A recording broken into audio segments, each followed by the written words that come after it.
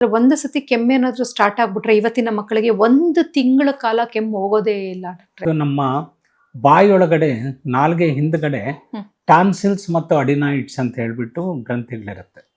ಅವು ಊತ ಬರುತ್ತೆ, ಅಡಿನೋ ಟಾನ್ಸಿಲೈಟಿಸ್ ಅಂತ. ಸೊ ಪದೇ ಪದೇ ಈ ಕೆಮ್ಮು ಬರೋದಕ್ಕೆ ಅನೇಕ ಕಾರಣಗಳಿದೆ.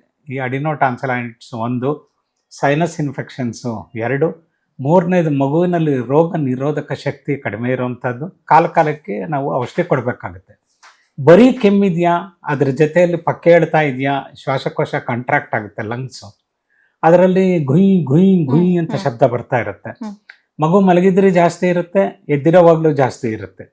ಮಗು ಎಷ್ಟು ಕೆಮ್ಮಿರುತ್ತೆ ಅಂತಂದರೆ ಕೆಮ್ಮಿ ವಾಂತಿ ಮಾಡ್ಕೊಂಡ್ಬಿಡ್ತಾರೆ, ಸುಸ್ತಾಗ್ಬಿಡ್ತಾರೆ ಮಕ್ಕಳು. ಕೆಲಸ ಮಾಡೋದಕ್ಕಾಗಲ್ಲ, ಓಡಾಡೋಕ್ಕಾಗಲ್ಲ, ಸ್ಕೂಲ್ಗೆ ಹೋಗೋಕ್ಕಾಗಲ್ಲ, ಅಷ್ಟು ಸುಸ್ತಾಗುತ್ತೆ.